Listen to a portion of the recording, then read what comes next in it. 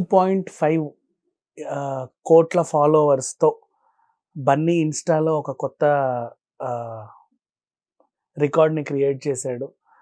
And April 8 ఆయన birthday సందర్భంగా next సినిమాలో అంటే 'అట్లీ'తో ఉంటదా?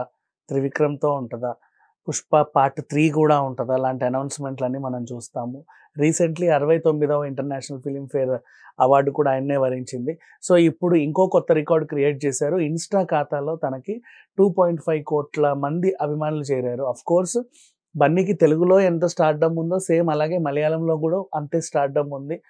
అండ్ 'పుష్పతో' పాన్ ఇండియా లెవెల్‌కెళ్ళిన తర్వాత ఇండియా మొత్తంలో అంటే లైక్ బాలీవుడ్‌లో కూడా తనకు మంచి ఫ్యాన్స్ ఉన్నారు. ఖచ్చితంగా 'పుష్ప 2' మాత్రం 2,000 కోట్లని కొల్లగొడతదని మాత్రం బాలీవుడ్, టాలీవుడ్ అందరూ ట్రేడ్ పండితులు అదే అంటే అనుకుంటున్నారు మోస్ట్‌లీ.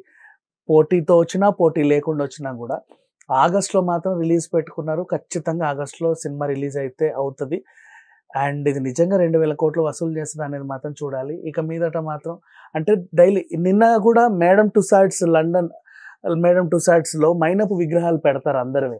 వాళ్ళు దుబాయ్‌లో కొత్త బ్రాంచ్ ఓపెన్ చేస్తే ఫస్ట్ హీరోగా అల్లు అర్జున్ ఫేస్‌ని వాళ్ళు తయారు చేస్తే దాని ఓపెనింగ్‌కి కూడా ఆయన ఎళ్ళొచ్చాడు దుబాయ్‌కి.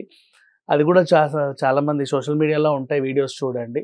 అది 'పుష్ప తగ్గేదేలే' గెటప్‌లో ఆ బొమ్మననేది పెట్టారు. అది కూడా చాలా అరుదైన గౌరవం అని చెప్పుకోవచ్చు.